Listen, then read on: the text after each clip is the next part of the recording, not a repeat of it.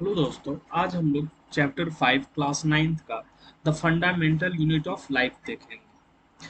तो आज हम लोग एनसीईआरटी का वन बाय वन करके एक लाइन बाय लाइन पढ़ेंगे और सारे डाउट्स को क्लियर करेंगे इस चैप्टर से रिलेटेड। तो we the fundamental unit of life, the wheel examine a thin slice of a cork. Robert Hooke showed that the cork resembled the structure of a honeycomb consisting of the many little compartments. Cork is a substance will coming from the bark of a tree. This was in the year of the 1665 when the Robert Hooke made this chance observation through the self-designed microscope. Robert Hooke called these boxes cells, cell is the little latin words for a little rooms।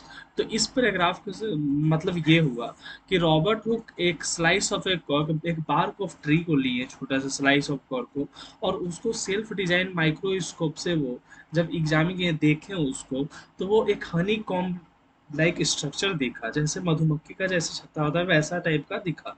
उसमें सारे जैसे मधु उसमें Honey comb में जैसे छोटे छोटे compartment होते हैं वैसे ही उसमें दिखे। तो उस एक कंपार्टमेंट को रॉबर्ट हुक सेल बोले। सेल का मतलब, सेल का एक लैटिन वर्ड है, उसका मीन्स होता है लिटिल रूम।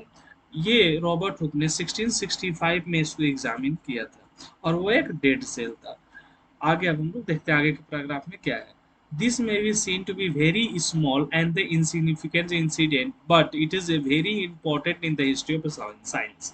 तो ये सब बहुत छोटा था और इंसिग्निफिकेंट इंसिडेंट था कि, लेकिन ये बहुत साइंस की हिस्ट्री में ये बहुत ज़्यादा इंपॉर्टेंट था।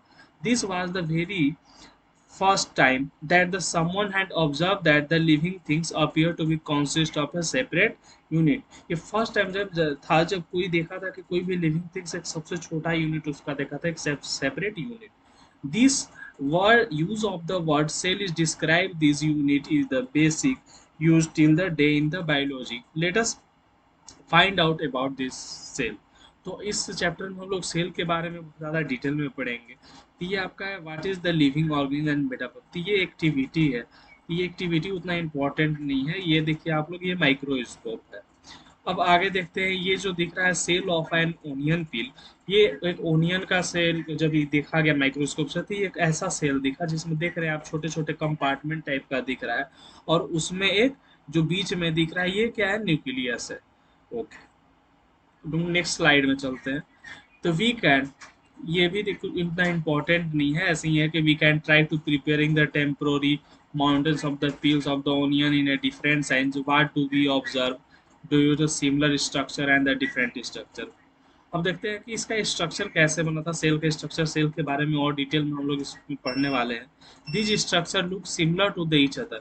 जितने भी सेल के स्ट्रक्चर, जो भी चीज़ सेल से बने हुए थे, ओनियन पिल का देखा गया, तो सारे चीज़ एक जैसे, सारे के सिमिलर दिख रहे थे। Together they form the big structure. वो सारे सेल मिलकर एक बिग स्ट्रक्चर को बना रहे थे, लाइक एन ओनियन पल्प, जैसे एक ओनियन पल्प को बना होता है। We find from this activity that the onion bulbs have the different size, have a smaller similar small structure visible under the microscope। जब ओनियन पेल को देखा गया तो उसमें सारे स्मॉल स्ट्रक्चर दिख रहे थे, वो सारे छोटे छोटे पेल्स थे। These cells of the onion peels will all look the same and the regardless of the size of the onion they come from। These small structure that we see are the basic building unit of the onion bulbs। तो cell यहाँ पे क्या देखे कि वो जो सारे जो छोटे छोटे मिल के एक बिल्डिंग यूनिट, मतलब उसी से बना हुआ था मिल पर। जैसे हम लोगों का बॉडी है, तो हम लोगों का बॉडी एक छोटे से सेल से बना है।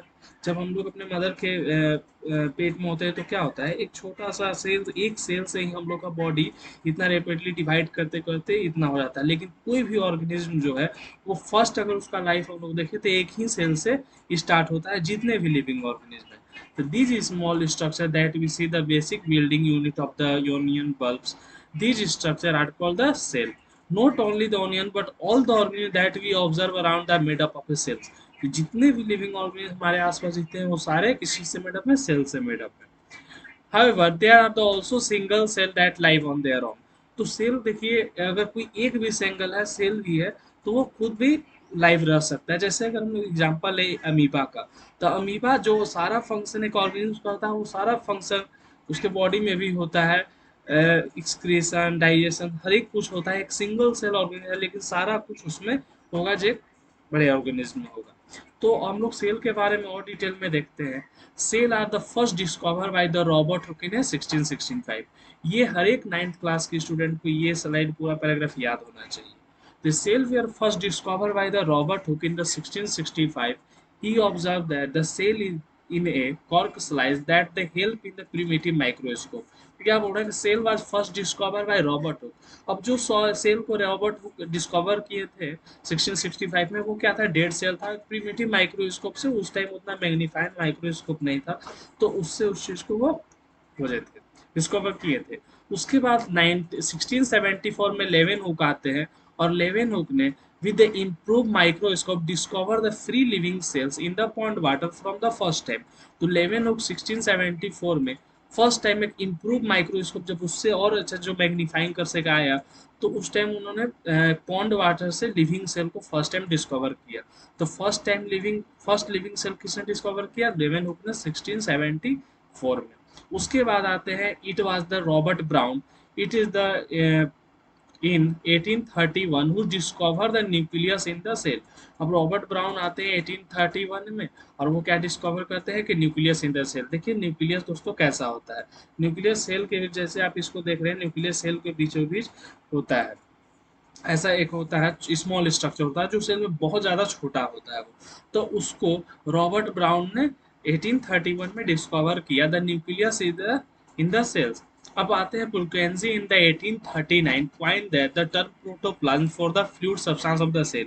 तो सेल हमारा एक फ्लूइड सब्सटेंस सेल के अंदर होता है, जैसे साइटोप्लाज्म है, वैसे ही एक न्यूक्लियस के अंदर भी न्यूक्लियोप्लाज्म होता है। तो न्यूक्लियोप्लाज्म और साइटोप्लाज्म दोनों में फ्लूइड होते हैं, तो दोनों को मिलाकर उसको हम लोग प्रोटोप्लाज्म बोलते हैं। तो जब पुलकेंजी आए थे 1839 में, उन्होंने इस चीज को डिस्कवर किया, प्रोटोप्लाज्म का, for the fluid substance of the cell, the cell theory. उसके बाद कुछ साइंटिस्ट आते हैं जिन्होंने सेल थ्योरी देते हैं, that the all the plant, क्या सेल थ्योरी में क्या होता है कि that all the plant and the animals are the composed of cell and that the cell is the basic unit of life. तो cell theory में क्या बोलते हैं कि जितने भी प्लांट्स हैं, जितने भी एनिमल्स हैं, वो सब सेल से बने हुए हैं, and the cell is the basic unit of life was presented by the two biologists। और क्या बोलते हैं कि जितने भी एनिमल्स हैं, प्लांट्स हैं, सारे सेल से बने होते हैं, और सेल हमारा एक बेसिक यूनिट ऑफ लाइफ है। मतलब यहीं से लाइफ हमारा स्टार्ट होना होता है, मतलब एक सबसे छोटा जो यूनिट हमारे लाइफ का वो सेल है। Was presented by the two biologist. इसको दो बायोलॉजिस्ट देते हैं, स्क्लेडन इन 1838 और 1838, और उसके एक साल बाद सिवान इन 1839। अब रॉबर्ट वर्च्यू आते हैं, आर वर्च्यू। इसमें बस वर्च्यू दिया हुआ है। The cell theory was the further expanded by the sorry Rudolf Virchow ने रॉबर्ट वर्च्यू बोला था, रॉडल्फ वर्च्यू, इसमें बस वर्च्यू दिया हुआ है। Cell theory was further expand by the Virchow in the 1855 by the suggesting that the all the cell arising from the pre existing cell. तो 1855 में वर्च्यू आते हैं और बोलते हैं कि जितने भी सेल है वो प्री एग्जिस्टिंग सेल से बने हुए। प्री एग्जिस्टिंग सेल का मतलब जितने भी सेल अपने पुराने वाले सेल से बने होते हैं। सेल कैसे डिवाइड करता है, हमारा रिप्रोडक्शन करता है। सेल हमारे एक से दो, दो से चार ऐसे बने होते हैं। तो इनका क्या बोले थे कि जितने भी सेल आए हैं वो अपने प्री एग्जिस्टिंग सेल से आए हैं। अब उसके बाद जब और भी इम्प्रूव माइक्रोस्कोप आते हैं with the discovery of the electron microscope. अब हमारा एक दो टाइप्स का आपका माइक्रोस्कोप होता है, एक कंपाउंड, एक इलेक्ट्रॉन। तो इलेक्ट्रॉन माइक्रोस्कोप जब आया, तो उसमें और सारे सेल के जितने भी ऑर्गेनिल्स हैं 1940 में आया, तो इससे डिस्कवर हुआ possible to observe that the understanding the complex structure of the cell and its various organelles. तो सेल के अंदर बहुत सारे ऑर्गेनिल्स हैं जो आगे चलकर हम लोग देखने वाले हैं, जैसे mitochondria, ribosome, endoplasmic reticulum, Golgi bodies, ये सब सारी चीज देखने वाले हैं। तो वो सब सारे लोग देखेंगे। तो वो 1940 में जब इलेक्ट्रॉन माइक्रोस्कोप आता है तब वो उसका फाइंड होता है। अब आगे हम लोग देखते हैं, the cell of the magnifying lens lead to the discovery of the microscopic world। It is now know that the single cell may be constituting the whole organism as in the amoeba.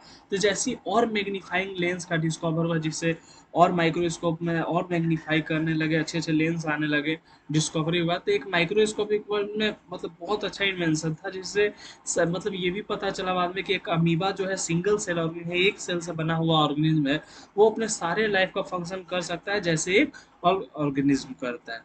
देखते हैं हम लोग the amoeba amoeba और क्लाज्मोडेमिनस and paramecium bacteria, ये सब सारे organism कर सकते हैं जो सिंगल सेल है। These organism are the unicellular. अब दोस्तों देखिए, सेल को on the basis of number दो पार्ट्स में बांटा जाता है, एक मल्टी सेलुलर, एक यूनिसेलुलर। यूनिसेलुलर का मतलब जो सिंगल सेल से बना हुआ है, सिंगल सेल ऑर्गेनिज्म हो, उसको यूनिसेलुलर बोलते हैं। और जो मल्टी सेल से, जैसे हम लोग हो गए, प्लांट्स हो गए, जो भी आसपास हम लोग ऑर्गेनिज्म को देखते हैं, वो सारे मल्टी सेलुलर है, जिनको हम लोग नेक्टाई से देख पाते हैं। तो ये सब जो बहुत सारे सेलों से बने होते हैं, दो या मतलब बहुत सारे सेल से, उनको क्या बोला जाता है? Multicellular organism. तो देखते हैं हम लोग, the organism are called the unicellular organism. Uni का मतलब single. On the other hand the many cell group together, अब दूसरे में बहुत सारे सेल ग्रुप फॉर्म करते हैं, सिंगल बॉडी बनाते हैं, and assume the different function in the form of the various body parts in the multi cellular organism. Multi का मतलब मैनी, जो बहुत सारे सेलों से बने होते हैं, such as the some fungi, plant, animals. Can we find out the name of the some more unicellular organism? Yes, अब ये आप लोगों का होमवर्क है, आप लोग कमेंट में जरूर बताइएगा और सारे यूनिसेलुलर ऑर्गेनिज्म के बारे में। Every multicellular organism can have the come from the single cell. तो जितने भी लेकिन मल्टी सेलुलर ऑर्गेनिज्म सारे सिंगल सेल से आते हैं, लेकिन how? Cell divided the produce cell to their own kinds and all the cell thus come from the pre existing cell. तो सेल क्या करते हैं? सेल आपका डिवाइड करते जा रहे हैं, एक से दो, दो चार, ऐसे ही डिवाइड करते करते अपने आप करते करते ये अपना रहते हैं। इसीलिए इनको क्या कहते हैं कि जितने भी सेल हैं वो किस चीज से आए हैं? प्री एग्जिस्टिंग सेल से आए हैं। Some organism can also have the cell of the different kinds. अब बहुत सारे उनमें मतलब माने ही अंदर सेल है, तो हर एक डिफरेंट डिफरेंट डिफरेंट काइंड्स के सेल हैं, और सबका साइज भी अलग अलग है, स्ट्रक्चर अलग अलग है, फंक्शन अलग अलग है। तो look at this picture D from this, from the human body. ये हम लोग के ह्यूमन बॉडी का सेल है, जिसे स्मूथ मसल सेल है। ये मसल सेल आप देख रहे हैं कैसा होता है? ये ब्लड सेल होते हैं, ओवल शेप का होते हैं ब्लड में, क्योंकि इनको मूव करना होता है तो ऐसे होता है। ये हमारा नर्व सेल है, जो लॉन्गेस्ट सेल है हमारा, नर्व सेल। और ये देख रहे हैं ओवम है, फीमेल में होता है, ये बोन सेल है, ये स्पर्म है, मेल मेल। और ये फैट सेल है। Okay, this various cell of the human being. Okay, आज के लिए हम लोग इतना ही रहने देते हैं, और हम लोग देखेंगे आगे next video. Okay, thank you, धन्यवाद।